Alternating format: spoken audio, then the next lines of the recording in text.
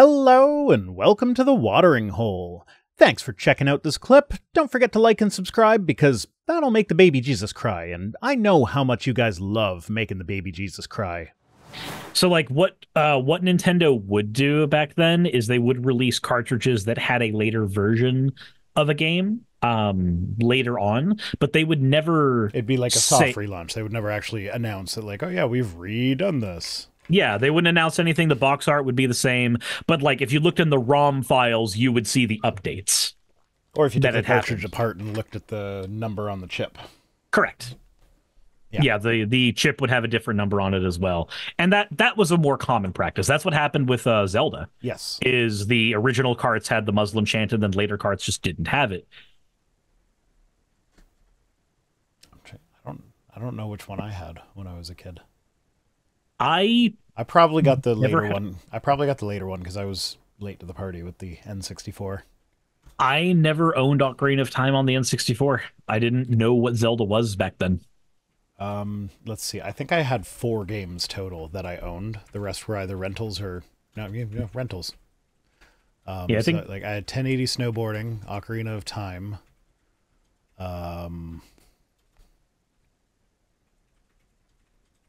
I don't remember what the other two. Those were the two that I played most. Yeah, when I was growing up, I played Link to the Past, but I didn't recognize it as a Zelda game. I just recognized it as a game that was fun. And then it wasn't until Smash Brothers that I actually like saw the character of Link and went, "Oh, it's that guy from that game I enjoy." And then when Wind Waker was being pushed on the GameCube as a pre-order bonus for getting Wind Waker, you got Master Quest, which was Ocarina of Time, and then Ocarina of Time Master Quest, both on the same disc. And then it had a demo thing for some other games as well. But I got that way. Hello, welcome to my channel. Vice Rhino here, Cirrus over there, and back in my day, we had original games. Sorry, that's an inside joke for those of us who had access to the behind the scenes. So me, Cirrus, and my partner who has got her noise canceling headphones on because she's trying desperately to do schoolwork while I'm being loud beside her.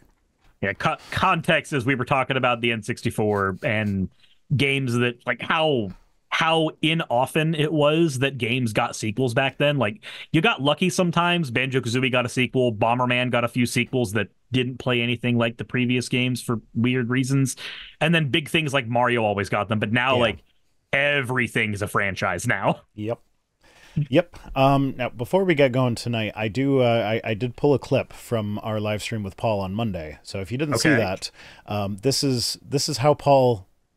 In context, this is how Paul is comparing Twit tweets to his live streaming show Toast to Toast that he does. We'll talk Toast to Toast, but this is even better because we're doing a rogue Twit tweet kind of thing. So there you have it, straight from Paul's mouth. Twit tweets is better than Toast to Toast.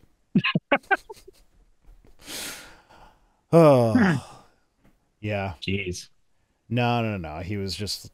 It was like. It wasn't. That's not how he meant it. It was just like, you got peanut butter in my chocolate. I got chocolate in my peanut butter. It's Toast to Twit, the Toast tweets.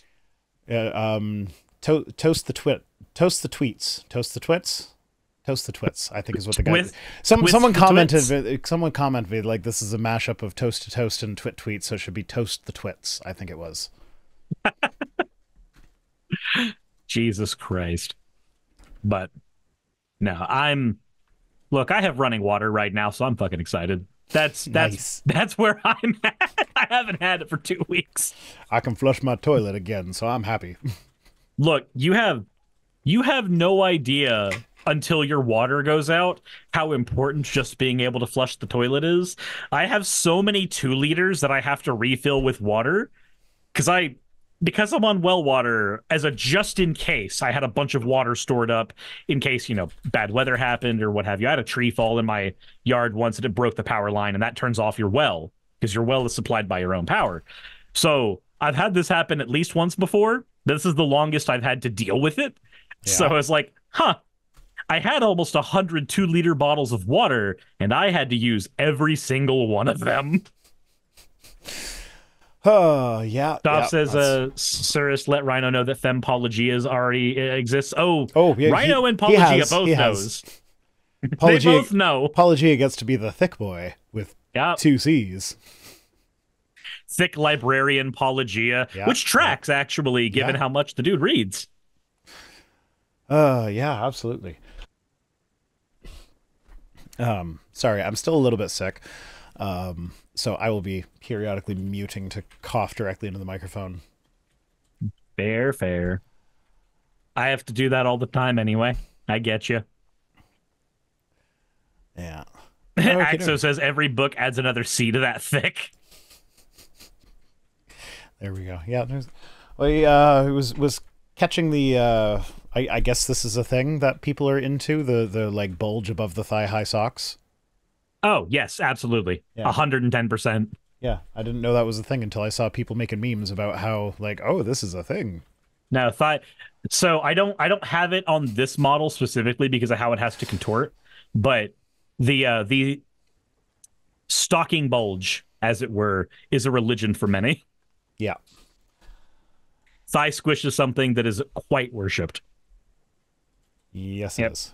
Everybody in my chat is just going, all praise thigh squish. Slime Cirrus and the thigh squish. Army Boy says, isn't it Doomsday Prep to have all that? It's not Doomsday Prep. It's I live on a well system prep. It's called. So the funny story. God damn it! What's up? I have to say it now because I realized that I forgot to say it, but it would have been funnier in the moment. But when you were talking about getting your water fixed, I was just like, oh, does that mean your water broke? Water broke. God fucking because I'm horrible. Dr. Don Hogue, the xenobiologist at large, said, that's downright evil. You got a sandwich in my scotch. You got scotch in my sandwich. That is a reference to one of my regular videos on the Vice Rhino channel, where I dipped my sandwich into scotch and ate it on camera. Because I don't know, I got hungry while I was recording, so I made myself a sandwich, and I was like, how can I incorporate this into the video? And then you just dipped it. And then I dipped it. Yep. And apparently it wasn't very good. It was not, no. Well, I mean, to be fair, I was using it as the example for, like, a representation of evil, so... it wouldn't have been very good if it was good. I would have had to cut the bit out, and then I would have just sat there and happily dipped my sandwich in the scotch and eaten it quietly. Quietly and sad. Yeah. So now we do get a bonus tweet with this article, because I saw it's written by Kate Shellnut January, and I was like, what the fuck kind of name is Shellnut January? Shellnut January. That sounds like a bad holiday. So turns out January is not actually part of her name. That's just like a glitch in Pocket's, the way it like pulled it from the website. So whatever. Her name is just Kate Shellnut. But the first thing that came up when I where are we? I think it's this one. There we go. First thing that came up when I Googled her was this tweet. Apparently there's a Bible study that is following along with Taylor Swift's Eras tour. So it's Tuesdays with Taylor, and it uses the lyrics in some of her songs to study the Bible. And then the example she gave is, I guess there's a lyric, I'll never let you go because I know this is a fight that someday we're going to win. Which I am not a Swiftie, so I was not familiar with this before, but I've now listened to that song, and it actually was quite nice. I enjoyed it. And it was a political statement that she wrote around, I think it was 2019 that she wrote it. And it was she basically framed the situation between the United States and its population, the sane population, as like a relationship where you really, really love someone, but they're doing crazy, stupid stuff that is jeopardizing everything, and you really hope that they stop. So you love your country, but your country can't stop fucking up. Yeah, that's kind of the gist of the song. And I kind of liked that. I was like, okay, yeah, I see it. I see it. You know, it's not the like it's not like high art, but it's better than I could do. But anyway, I kind of laughed at this though, because they took that and they were like, oh, that reminds me of this verse where like, don't be scared, don't be afraid, don't panic or be terrified by them. The Lord your God is going with you. He'll fight for you. He'll help you win the battle over your enemies. Deuteronomy 20, Deuteronomy chapter 20, verses 3 and 4. Cirrus, do you know offhand what is contained in Deuteronomy chapter 20? Isn't this mostly about the Canaanites at this point? Yes, but specifically Deuteronomy 20 is the it's the chapter that outlines the rules of war and how Israel is to behave during war. Not specific to the Canaanites, but like, this is how you treat cities that are near you. This is how you treat cities that are far away from you. It's the one that says if they're close to you, you genocide them all, and if they're far away from you, you enslave them. That's So it's like, that's cute. That's the Bible verse that Taylor Swift reminded them of. Yeah, I bet you they didn't study outside of verses 3 and 4 for that one, because you don't have to go far. Then you get the context. Yeah, you don't have to go far in chapter 20 to get to some really nasty shit. This reminds me of two things I used to do as a Christian. So I liked secular music when I was a Christian because, you know, it's actually good.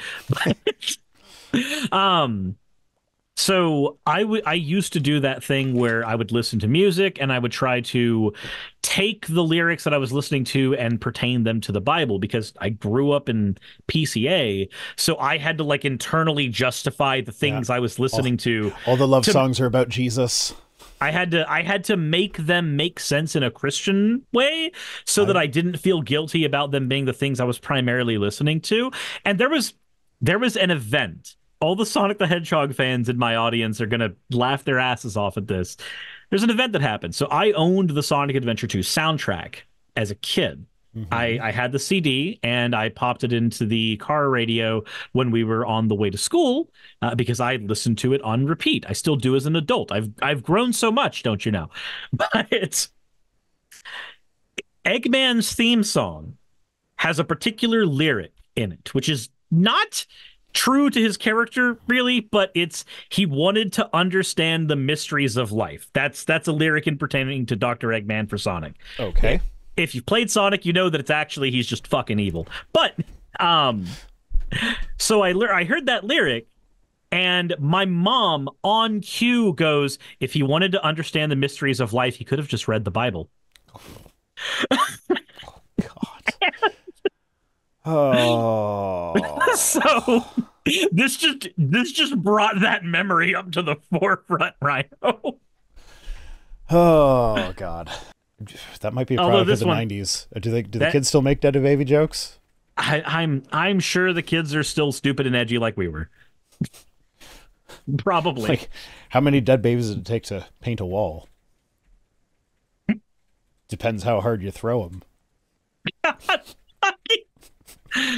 I was like, it's gonna go there, isn't it? Yep, it went there. That's the only one that I remember. That's the only one that I remember. But there were a lot of them. The one I remember most is, what's the difference between a pile of dead babies and a Ferrari? I don't have a Ferrari in my garage. Well, I mean, we're atheists, so that's just to be expected. That's just breakfast. That's just, you know, I just did my grocery shopping. It's that moment in Has Been Hotel where Vaggie walks in on Alistair eating breakfast. That's us, except instead of a deer, it's babies. Dr. Don says Psalm 137:9 intensifies. That is the one about the dash of the babies. That's the one about painting rocks with dead babies. Yep. Happy is he who throws the babies' heads on the rocks, which... Yeah. Oh, wait, no, it was blessed is he, which meant happy back then. So, I was actually, like, I was thinking, like, when I made the dead baby joke, I was like, oh, is it crossing a line to do that? And I was like, no. Christians literally have a book that tells them that people are happy about throwing babies against the rock. And the justification for that one, I don't know if you've ever seen that, is that it wasn't a command from God to do that. This was a song that was written while they were in captivity. So this was them like fantasizing about what they wanted to do to their captors. So why did they want to kill their captors' children? Why is that where they went? Well, because they're just fantasizing about getting them back for putting them in captivity. So like, so it's basically it's justification of a dead baby joke, essentially. I don't know. I can think of people that I legitimately would consider my enemies based on the things they have said in my comment section. And I can't imagine wanting to harm their children. Into super chat, so thank you, Dr. Don. Like I can't imagine their children needing to be victims as part of my grand plan. Yeah, no. If anything, I think of children as victims because they still have to live with their parents. Yeah. When you said sci-fi, like, yes, I know the slingshot maneuver around the sun to travel through time or whatever, and go back and save the whales. But as soon as you said sci-fi, my first thought was like it's going to be like, oh, this is how the villains have their arc, is like everything was fine, and then the thing happened that turned them into a villain, like whether a child died or something. Or... It popped in my mind mainly because I've been reading the Halo books with my partner, and one of the they do not have the ability to fight the Covenant spaceships in the Halo universe in the beginning because it's just the technology gap is too wide. They have plasma shields on the Covenant spaceships, and we've got, United States Federation ships that just don't have that kind of tech.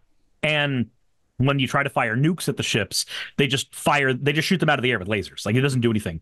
So what they started doing was they would fire a nuke around a planet so that it would slingshot into the enemy while the ship in the front was distracting them. And the nuke would have a tracking warhead. And the Covenant had no idea that, like, this is shit that the humans would do. To be fair, the humans didn't know they were going to have to fucking slingshot nukes around the planet, but it's how the humans get their first actual victories against the Covenant in space battles in the Halo universe. Yes, it's the Cole Protocol. Yeah. Neuromniputz is pointing out gravitational assists are really common in rocket science, I think. Yeah, but don't call them boring things like gravitational assists. Like, what is this, Kerbal Space Program? Yeah, we call it things like the Cole Protocol, or there's also another one where it's called the Keys Maneuver, where, like, I forget what the specific thing with the Keys Maneuver was, but there's another Wampa 77 in my Twitch chat is said that it's the Keys Maneuver. It's got a million names. It's the same thing. You use the gravity of something to change your velocity in one way or another. I also the correction that was from your chat. The slingshot thing is the Keys Maneuver. The Cole Protocol was the make sure the Covenant don't find Earth. Anytime the Covenant is about to capture a ship, you have to blow it up so the navigation data doesn't get in their hands so that they can't find Earth. That was the Cole Protocol. Yeah. Muthicus. I clicked on that accidentally, but there you go. You're live and featured now. They caught a live one, and you caught their chat, so you caught a live one. Oh, y'all caught each other. It's so exciting. I don't know whether it was my browser that updated or whether YouTube updated something or whatnot, but like, you know how I had that issue where every time I clicked to highlight a chat message, it would right click even though I'm left clicking? Mm-hmm. It doesn't do that anymore. And it's amazing. That's cool. I spent the first 20 minutes of my chat with YouTube chat just not working. Oh, that's fun. I had to reset my stream because whatever update they did recently fucked everything. You know, I know I don't get to say this often, but Cirrus, that sounds like a skill issue.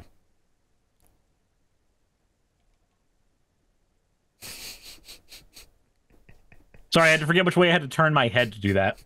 Oh, I thought you were like trying to remember which shortcut it was. Like, crazy shortcuts like Alt-Shift-9 or something like that. Oh, for like my facial expressions? Yeah. Oh no, I don't have to press anything for this. I can just squint at you. Okay, fair enough. Speaking of that, I made a tweet today. I know, weird, shocker, but I made a tweet today about... Sorry, when you say I made a tweet today, remember, I do have young children in my house again, so now I pictured you saying that in the same way that they would be like, I made a poop today. And it's kind of similar. Kind of similar results there. It's a big old steaming pile of something. But I made a tweet about how a common refrain for conservatives is they'll say that, you couldn't make a movie like Blazing Saddles today. And I just thought about a lot of the media I've watched that is recent media that uses all of the same styles of shock humor. Like, I mean, Has Been Hotel does, The Boys does, and I just posted them like, these types of shock. What's up? I was gonna say those stupid shows that were, there's like 3 shows that were made by the same guy that just couldn't get over himself. That like what was it? Paradise PD is one of them. It wasn't the original one. But like I started watching it, and I actually started watching 2 of their shows, not knowing that it was just done by the same people. And so I was just like, oh, is this a sad state of what adult animation has become? Because it's just like, I said dick, that's funny. Ha ha ha. This guy had his dick chopped off in an accident. Ha ha ha, that's funny. Oh, this person did a gross thing that you're not allowed to do on TV normally, but they did it on TV. It anyway. And it's just like, okay, no, this is... I wouldn't have even found this funny when I was a stupid teenager. But like my thing was this type of shock humor. Brickleberry. Was Brickleberry the futuristic one? Because there was there was the Forest Rangers one, the police one, and then the futuristic fantasy one. That they were all the same show, but I didn't know that it was written by the same people that were just pathetic. I thought it was like, that's just what people think comedy is now, and I was disappointed, honestly. But like we have so much of that stuff that still goes around today that just goes, what are people offended by today? Let me say that thing and put it on TV. I'm not supposed to do it on TV, but here I am doing it on TV.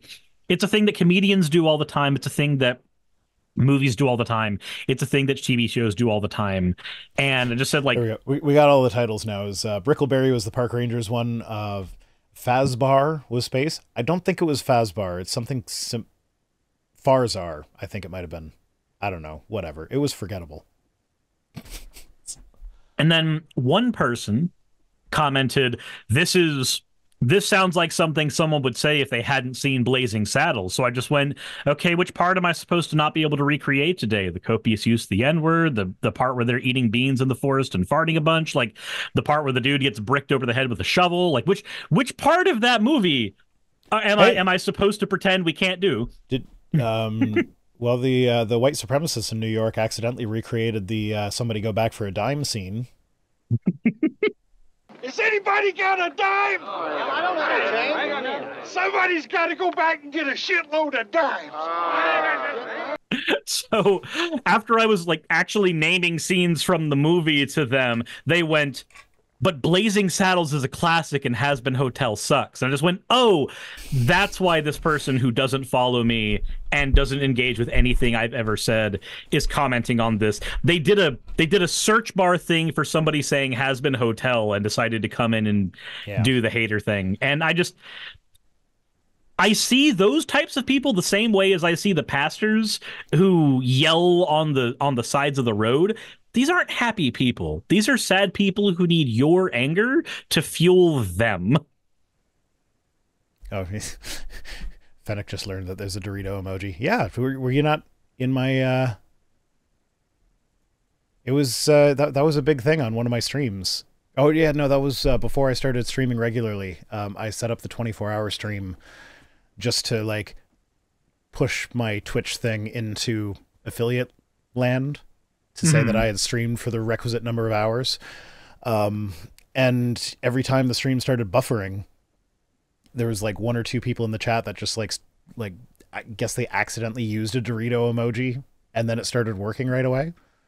So now that's the tech support emoji. Yeah, well, I mean, I have an actual tech support emoji. Neuromputz used it. This is the real one now. Yeah, but the Dorito emoji is the one that happened before I got my own emojis.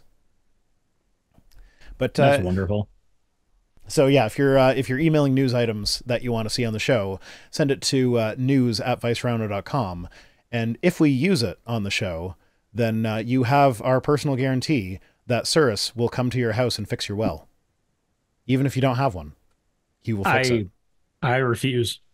Nope, you're doing it. I refuse. No. I already promised it. It's legal. It's legally binding now. You have to do it. You made the promise, not me. Too late. Legally binding. What? That's not how that works. I think it is. That's not how any of this works. Fennec says, Cirrus owes me a lot of well repairs then. Yeah, Fennec is definitely my top news sender at the moment. It's at news@vicerano.com. Lord of Uzkalak says, is this the email on your YouTube profile? No, it's not. I changed that. Unless it's the email on my Watering Hole YouTube profile. That might be a thing. Okay. He's got a version that's just straight up from an older... It's just like an Internet Archive version. Yeah. Well, no, I'm not sure if I changed it on the Watering Hole channel, because the Watering Hole is kind of my neglected stepchild of a channel. Neglected stepchild of the channel that you keep going back to and using. Oh, God damn it. You're not supposed to call me out like that. No, I didn't steal that joke from Eli Bosnick. I completely made that up all on my own. I never would have borrowed a humor style from Eli Bosnick. That's definitely not a thing that he does regularly when people send them news items. Specifically him. Specifically named. Yes. I don't even know who Eli Bosnick is. I'd be like, you said Eli before I said Eli. you made up the name. Jesus Christ. Dina says, are you bad at Minecraft? Absolutely. So in my defense for stealing Eli's joke format there, I have been resisting that for since I set up the email address. I was like, no, I can't just rip off his joke format. And then today I couldn't resist, so I just did it. He was weak, is what I mean, saying. No, I didn't steal Eli's format. It's mine. That's original. Original humor, do not steal. Fennec is putting the email address in the chat. That's the word. Put the old email address in just to fuck with him. I mean, odds are if you send... It's vice.rhino@gmail.com. If you send me something there, I will probably not see it, because I get a lot of junk mail there, because that's the one that I use anytime it's like log in with Google, and then I click on it, and then now I'm on their list to email. So, what the fuck ever. I don't know. I don't see anything there, so news@vicerano.com is where you want to send it if you want me to actually see it. No, look, let out your inner Republican. It's okay for you to just say that you probably did your civic duty by sending it, but, you don't have to actually have ever done it. Is also sending me an article is no guarantee that I'll use it. Just ask Fennec. How many articles have you sent me that I haven't used? I think there was 1 week where I had 5 articles, most of which were from Fennec, and it was like, well, I do 3 articles, so no, I'm not covering all of these.